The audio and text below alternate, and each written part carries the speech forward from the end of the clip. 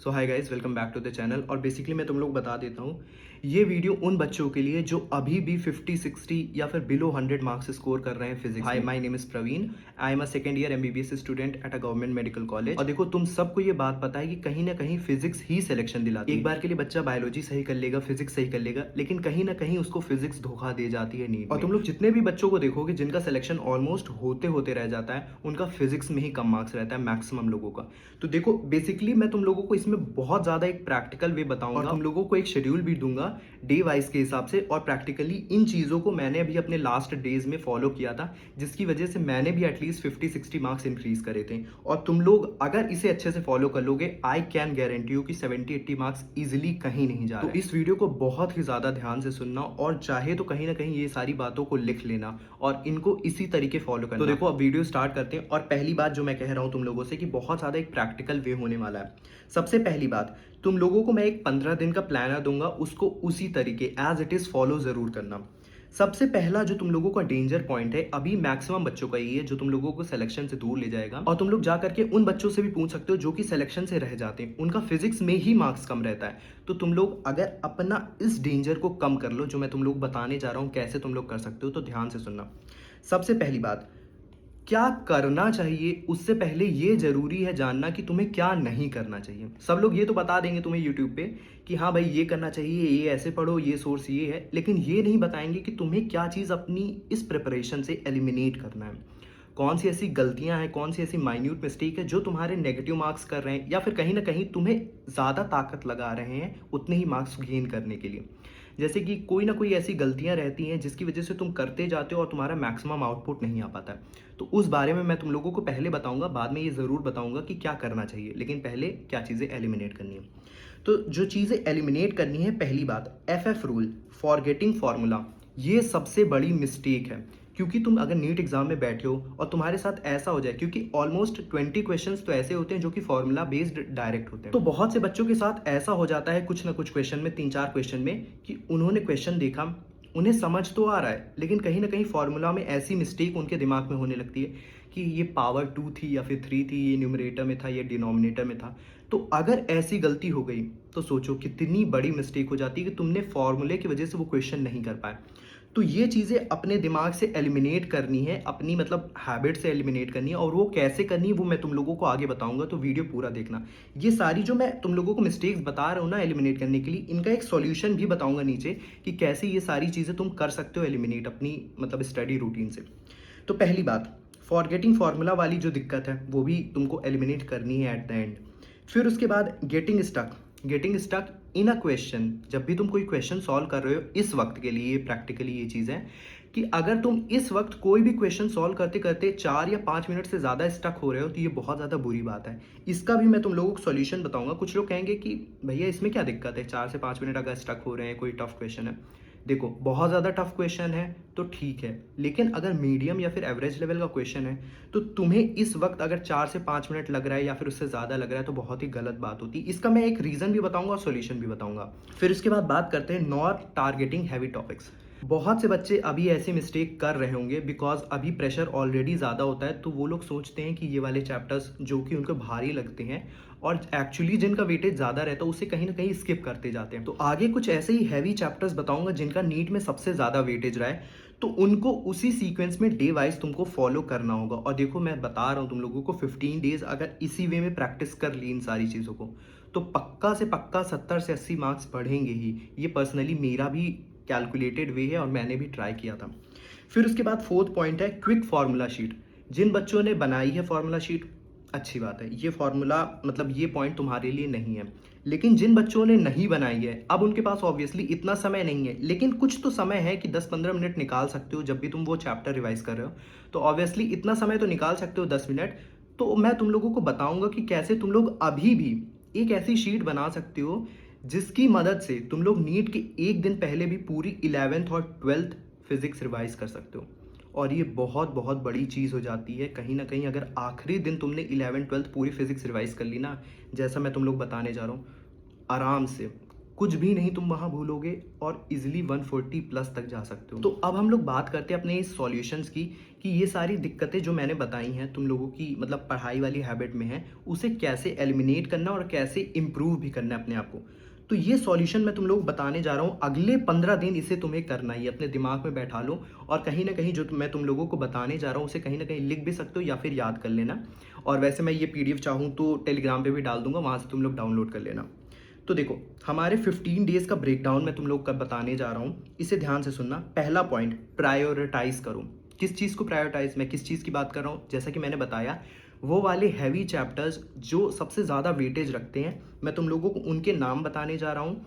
माना कि इतने ही चैप्टर्स नहीं है, लेकिन ये सारे चैप्टर्स बहुत ज़्यादा वेटेज रखते हैं। इनके अलावा चैप्टर्स तो तुम्हें पढ़ने हैं, लेकिन इस सीक्वेंस में तुम्हें पहले रिवीजन करना स्टार्ट कर देना है। नेक्स्ट 5 दिन का तुम्हारा ये चैलेंज है।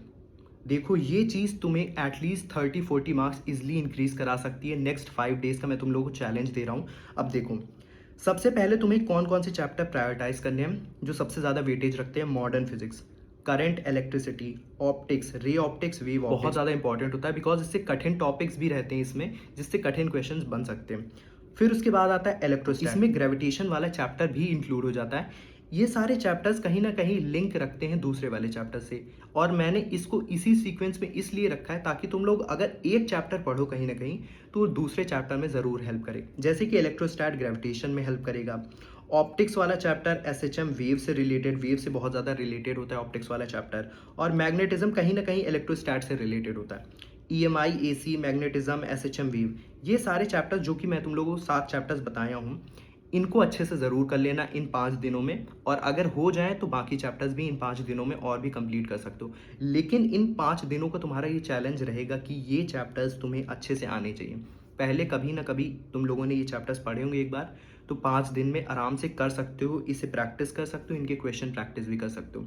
ठीक है, तो इसे अच्छे से ज़रूर कर लेना क्योंकि ये मैक्स स्कोरिंग है। और एक बहुत अच्छा इंपॉर्टेंट पॉइंट मैं तुम लोग बताने जा रहा हूँ कि 10 मिनट निकालना, 10 से 20 मिनट, ज़्यादा से ज़्यादा लगेगा, इससे ज़्यादा नहीं लगने वाला। और जब भी ये चैप्टर तुम लोग पढ़ते रहो तो साइड में एक पतली सी कॉपी बना लो। चैप्टर पढ़ते पढ़ते पर पेज में तुम लोगों को मैक्सिमम टू मैक्सिमम 1 या 2 फार्मूला मिलते हैं जो कि सबसे बेसिक और कंसेप्चुअल वाले होते हैं। मैं डेरिवेशन वाले फार्मूले की बात नहीं कर रहा हूँ, ध्यान में रखना। जो सबसे बेसिक कंसेप्चुअल वाले फार्मूले होते हैं उन्हीं को लिखना इस अपनी फार्मूला शीट में, क्विक फार्मूला शीट। और ये बहुत जल्दी बन जाएगी, 10 से 15 मिनट लगेगा, ज़्यादा से ज़्यादा 20 मिनट। तो देखो, इतना समय तो तुम्हें देना होगा ताकि तुम लोग आखिरी के 3-4 घंटे में पूरी 11th-12th की फिजिक्स आराम से रिवाइज कर सको। अब देखो, हमारी कौन कौन सी प्रॉब्लम सॉल्व हो गई। 1, 4, 3 ये वाली प्रॉब्लम हमारी सॉल्व हो गई है। नेक्स्ट पॉइंट की हमारे, दैट इज क्वेश्चन प्रैक्टिस। अभी हमारा सेकंड वाला पॉइंट बचा था जिसका हमको सॉल्यूशन ढूंढना था, और उसका सॉल्यूशन यहाँ मिलेगा कि क्वेश्चन प्रैक्टिस। फिर उसके जो नेक्स्ट 5 डेज होंगे उसमें तुम लोगों को क्वेश्चन प्रैक्टिस करनी होगी और रिवीजन करना होगा। क्वेश्चन प्रैक्टिस अगर तुम लोग ये वाले चैप्टर्स का करोगे तो कहीं ना कहीं ये वाले चैप्टर्स तो रिवाइज तुम्हारे होते जाएंगे। और उसके अलावा क्वेश्चन प्रैक्टिस तुमने आधे दिन कर ली या फिर 3-4 घंटे, जितना भी तुम लोग करना है। फिर उसके बाद तुम लोग रिवीजन भी कर सकते हो। रिवीजन में तुम लोग चाहो तो बायोलॉजी या फिर केमिस्ट्री रिवाइज कर सकते हो, या फिर फिजिक्स के ही जो चैप्टर्स बाकी है उनको भी तुम लोग रिवाइज कर सकते हो। अब देखो, क्वेश्चन प्रैक्टिस तुम्हें किस तरीके करनी है। ऐसा नहीं कि ब्लाइंडली मॉड्यूल उठाए या फिर रैंडम चीज़ें उठाई और तुम लोग उस चैप्टर के क्वेश्चन प्रैक्टिस करने लगे। नहीं, देखो अब समय कम बचा है तो थोड़ा सा लॉजिकल तो चलना पड़ेगा। तो अब जैसा मैं बता रहा हूँ वैसा ही करना। पहली इफ स्टक, अगर कहीं भी क्वेश्चन में फंस जाओ तो डायरेक्ट नोट्स देख लो या फिर जो भी तुम्हारा रेफरेंस रहता है, नेट से देख लो, नोट्स देख लो। लेकिन उस क्वेश्चन में 10 से 15 मिनट वेस्ट करने की ज़रूरत नहीं है।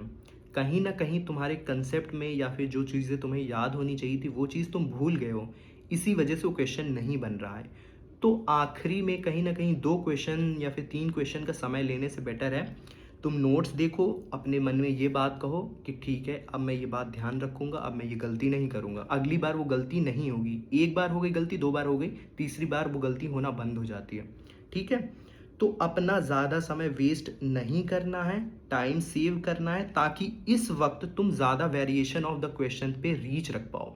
और क्वेश्चन प्रैक्टिस में सबसे बड़ा फैक्टर अभी ये है कि तुम्हें मोस्ट रेलिवेंट क्वेश्चन ढूंढने होंगे कहीं ऑथेंटिक सोर्स से, जिससे तुम्हारे नीट में जो क्वेश्चन आने की प्रोबेबिलिटी है वैसे क्वेश्चन की तुम प्रैक्टिस कर पाओ। तो दूसरा पॉइंट ये रहता है कि ऑथेंटिक सोर्स।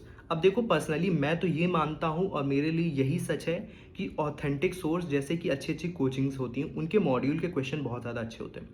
एलएन, आकाश, पीडब्ल्यू और वगैरह वगैरह, मतलब और भी कोचिंग है जिसका मैं नाम नहीं ले रहा हूँ, लेकिन हैं, तो उनका भी तुम लोग सॉल्व कर सकते हो। अगर उनका सॉल्व कर रहे हो तो इधर उधर जाने की ज़रूरत नहीं है। उनकी सेकंड एक्सरसाइज जो कि पीवाईक्यू वगैरह होती हैं और अच्छे अच्छे क्वेश्चन जो भी उनमें रहते हैं, उन्हीं को सॉल्व करना। तो देखो, अब तुम्हारी सेकंड वाली प्रॉब्लम भी सॉल्व हो गई। हमारी सेकंड वाली प्रॉब्लम क्या थी? दैट इज़ गेटिंग स्टक, मतलब कोई भी क्वेश्चन में हम लोग बहुत ज़्यादा देर तक स्टक है। तो तुम लोगों को अब स्टक नहीं रहना है। बेसिकली तुम लोगों को क्या करना है, डायरेक्ट नोट्स देख लेनी है, अपना ज़्यादा समय वेस्ट होने से बचाना है और ज़्यादा वेरिएशन पे रीच रखना है अपने क्वेश्चंस की। अब ये सारी चीज़ें तुम कर लिए तो तुम्हारे पास लास्ट का 5 दिन बचा। हमारे 15 दिन में लास्ट का 5 दिन बचा। अब लास्ट के 5 दिन में तुम लोगों को मॉक पेपर देने हैं। मॉक पेपर वाली टेक्निक पे शिफ्ट करना है तुम लोगों को।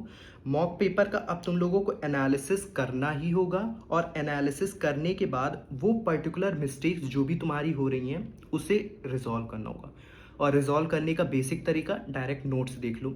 नोट्स देख करके उसे मन में बोलो कि ठीक है, अब मैं इसे याद रखूंगा और ये गलती नहीं करूंगा। ठीक है, तो कहीं ना कहीं एक बार वो गलती हुई, 2 बार गलती हुई, दूसरे मॉक टेस्ट तक वो सही हो जाती है। फिर उसके बाद तो तीसरी बार वो गलती होने का चांस खत्म, 5 नंबर अगले पेपर में इंक्रीज हो जाते हैं। ठीक है, और क्विक शीट को रिवाइज करते रहो। तो इस तरीके करते करते तुम्हारे पास बाकी चीज़ों के लिए भी समय बचेगा, जिसमें तुम अपनी बायो केमिस्ट्री भी रिवाइज कर सकते हो। तो अगर ये चीज़ें तुम लोगों ने शिद्दत से अगले 15 दिन फॉलो कर ली तो तुम्हें कोई भी नहीं रोक सकता है 140 या फिर 140 प्लस इजीली स्कोर करने से फिजिक्स में। और जैसा तरीका मैंने तुम लोगों को बताया है, उससे तुम लोगों के पास बाकी चीज़ों के लिए भी समय बचेगा, दैट इज़ तुम्हारी बायो और केमिस्ट्री, जिसकी वजह से तुम उसमें भी अच्छा स्कोर कर सकते हो और ओवरऑल इन सारी चीज़ों को फॉलो करके एक अच्छी जगह गवर्नमेंट सिलेक्शन भी ले सकते हो। तो देखो, अब ये तुम्हारे ऊपर है, इन अगले 15 दिनों में तुम्हें क्या करना है, अपना सिलेक्शन अश्योर करना है या फिर एक ड्रॉप लेना है। उन 1% बच्चों में आना है जहां पर सिलेक्शन होता है या फिर नहीं। सो आई होप ये सारी चीज़ें तुम लोग नेक्स्ट 15 दिन तक फॉलो करोगे अच्छी तरीके से और एक अपना गवर्नमेंट सिलेक्शन ज़रूर लोगे, उन 1% बच्चों में ज़रूर आओगे।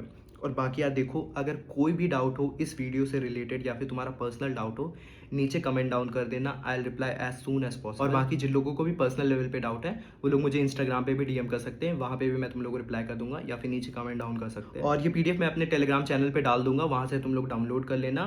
और मेरे इंस्टा का और टेलीग्राम का लिंक नीचे डिस्क्रिप्शन पे मिल जाएगा तुम लोगों को। तो नीचे कमेंट डाउन करना मत भूलना, और वीडियो अच्छी लगी हो तो एक लाइक ज़रूर करना। और मेरे से कनेक्टेड रहने के लिए चैनल को सब्सक्राइब भी कर सकते हो। और टिल देन बाय।